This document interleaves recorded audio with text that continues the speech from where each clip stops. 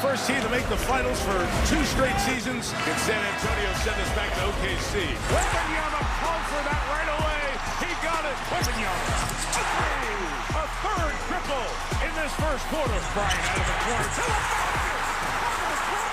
And a highlight two-hand throwdown. He got it blocked by Vassell out of bounds. San Antonio's defense matching its offense.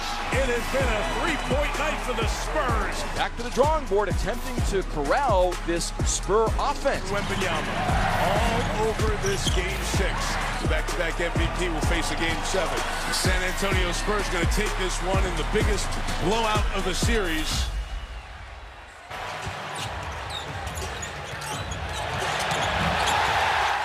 For the most in a single postseason ever. It started with the Magic and Pistons in round 1. Orlando took a 3-1 series lead against the #1 seed in the East before Detroit won 3 in a row, including Game 7 by 22 points. Also in the East first round, the Cavs and Raptors won 7 games, with the home team winning every game. Cleveland won the decider 114-102, led by Jarrett Allen's 22 points and 19 rebounds. The Cavs went on to face the Pistons in the second round. We'll touch on that in a second.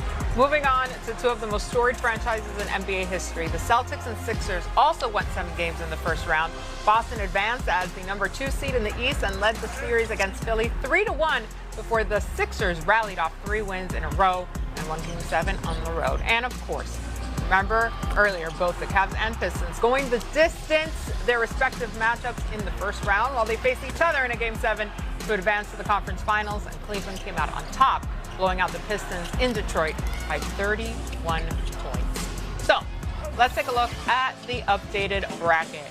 We're here a whisper away from knowing who will join the Knicks in the NBA Finals. And by a whisper, I mean 24 hours. Less than that at this point. Let's go. So, like we've said, the best 2 words in sports. Game 7 on Saturday between the Spurs and the Thunder. Tristan, you played in 4 Game 7s and won all of them. So what's your favorite Game 7 memory? Undefeated in Game 7. The Period. best memory, and the Finals 2016. I mean, the Finals 2016, everything that was behind that and breaking the 52-year Cleveland curse. In Oracle, before Oracle shuts down, like I like to say, the Cavs shut down Oracle. We closed, we ended it there. I see. You about to hit me too. But I'm sorry. It was super exciting, one of the best moments ever. You're real tense with that, there you go. Look at that bucket. Shoulder in the zilly. Lay down. Yeah. So it was a good time. Float me. We're going to give him a lot of credit. He's one of the best rebounders, period, during that time. Tristan did a great job of protecting the paint, too, as well. Appreciate it, DC. You got to do your job. Dark. Do your job. All right. Darren, you played in 2 of them, one with the Pacers and one with the Clippers. Any memories stand out to you? Clippers, for sure. Because we were playing against a team in the Warriors that were just starting their dynasty, and we were fortunate enough to win. But, yes, I did play against my guy right here. Unfortunately, we lost the game, but... That was a great series, though. Did you just push me to LeBron right there? Yeah. I think you just pushed me to LeBron. Game 7. Why?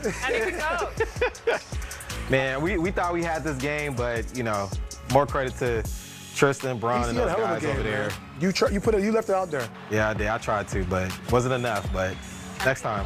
Empty the bucket. One. You're bigs, man. Short roll, man. Are there any Game 7s that you guys didn't play in but were watching as fans that really stand out in your memory? Yes. I remember Lakers and Celtics. Ooh, man, because it wasn't a high-scoring game. Right. And I remember, man, it was intense defense. And I know the Lakers won that game, but that was a very good moment for me to watch Game 7. Yeah, I would say, probably, MG, you might say the same one. It would be the Heat versus Spurs. Oh, my God. Game 7. I sat there, I paid them tickets, and I realized it was Pat Riley's seat. I said, man, you didn't pay the full price. I was sitting there. Me and Rich Paul were sitting there. This was a hell of a series. I mean, Game 6, you saw them bring the rope out, give the fans and the family members their passes. But the fact that the Heat were able to handle business Game 6 and then Game 7. Can I please tell you where I was for this? So I was working, of course, in Miami for this game. They had me set up outside of Story nightclub because they knew that's where the after party was going to be. I pulled up. Oh my God. Yeah, Drake was in town too. Are you serious? My assignment for the night. Wow. Go to the after party. Yes, go to the after party. MJ at the after. I was like, all right. It was that. I think that was the year where they got like pizza for everybody. They were passing out in the club. It was crazy. And I was like, hey, this is for journalistic integrity, research purposes. I'm here for the people. I'm the eyes and ears. I'm sure. Who shows up? Who's who, right? everyone, I mean, who wasn't there? Yeah. It was bananas. Nice. 2013, what a time. I like it. Incredible. What time But yes, is it? that was my assignment as a local. Shout out to my boss. They knew I was Yeah. the right one for the job. All right, what kind of difference is the intensity of a Game 7 versus any other game you see? Well, people don't realize, like, yeah, you're watching Game 7 and it's very intense, but the moments before the game even starts, I'm talking about from the warm-ups to the pregame speech, like, you can't hear nothing but a pin drop. And people don't understand the mental preparation, everything that's running through your mind before a Game 7. I mean, it's hard to sleep, you know what I mean? You have this anxiety, you can't wait to get on the court. And you know, at any moment you mess up and make any mistake, it can cost you the game and you can lose and your season's over. Yeah, no, I think it's the mental preparation. I remember in Game 7, especially in the finals, but every Game 7, just the night before, you're just sleeping and thinking about the plays, thinking about the assignment, what I need to do, how can I make an impact, because you do not want to be the guy on the court that has lost focus and potentially, because every possession counts, cost your team the game, right? Right. It's almost like us literally going to battle in the trenches in war, and you're like, I'm not going to let my brother down. I'm going to do whatever it takes. And to add on to that point, the whole world is watching. Yeah. Literally. Right? Like, it's not like a regular Game 4, Game 5, Right. where, no, the whole world wants to see the outcome. So there's a lot at stake when it comes to Game 7. To that end, that level of pressure, right? We've talked on repeat about the youth of the Spurs team. This is, for almost all of them, their first Game 7. Do you think that's going to affect them? I feel like they have been pretty locked in, but to your point, this takes it to another level. It might help them, MJ. You know, sometimes, you know, when you're young, you don't really know the moment. You don't know what you don't know. Exactly, right? And you're just going out there and you're just playing. So Yeah. it may pay to their advantage, right? And that's why I have the Spurs winning Game 7 because they don't know the moment, Right. They responded really well in Game 6, which was very impressive to Yeah. me. But Game 7, it may be the same thing.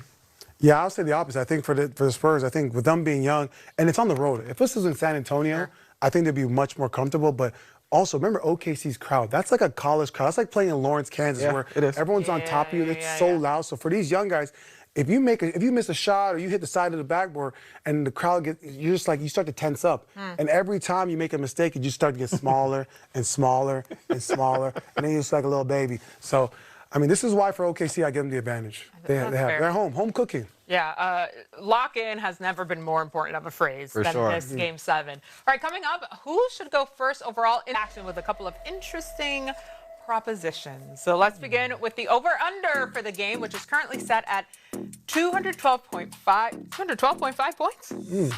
All right. Okay, quick math. That's a lot. They've gone over that number in 4 of 6 games this series. DC, do you like the over/under in Game 7? You know, MJ, I'm going to go under. This is Game 7, so every possession is going to be a battle. But yes, I expect this game to be a little bit in the 80s, maybe touching 90s, but I'm definitely going under. Not triple digits. Interesting. No, I'm going under.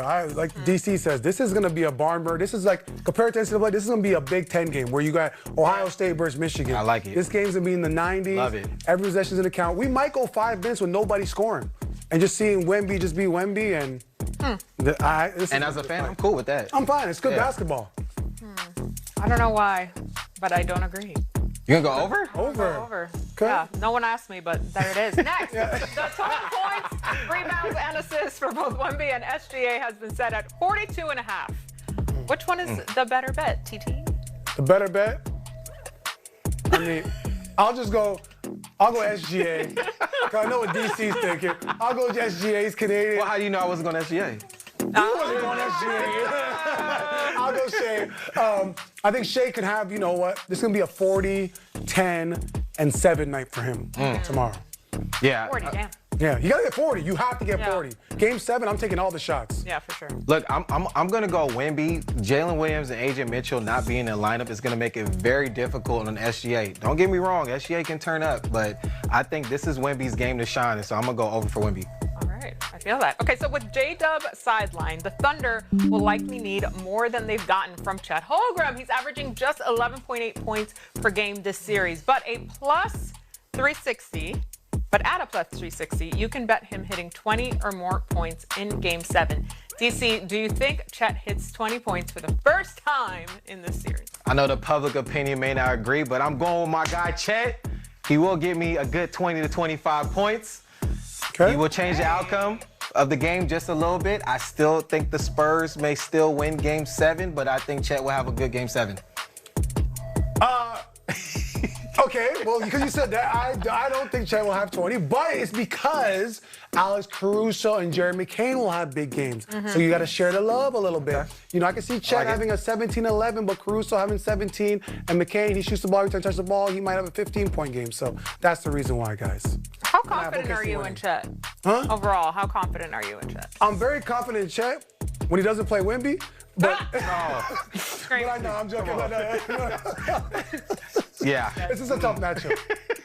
I don't know. We touched on the pettiness. I don't think Wemby's going to let that man get 20 points. Hey, this is a real beef, man. man. Don't worry, I got you, big dog. I got Especially you. game 7. What? No, this is how, listen, that matchup is like how when I worked out for the Raptors and Brian Colangelo told me I'm just as, might be as good as Ed Davis. Love Ed Davis, but I took that as motivation. So every time I played against, I took it very personal. So I understand the way Wemby's feeling. All right. Well, that's it for this edition of Futures Focus presented by Caesars Sportsbook. We'll be back with plenty more here on the Association after a quick break. Pettiness can fuel a lot. Yeah, I see. I want to fuel him.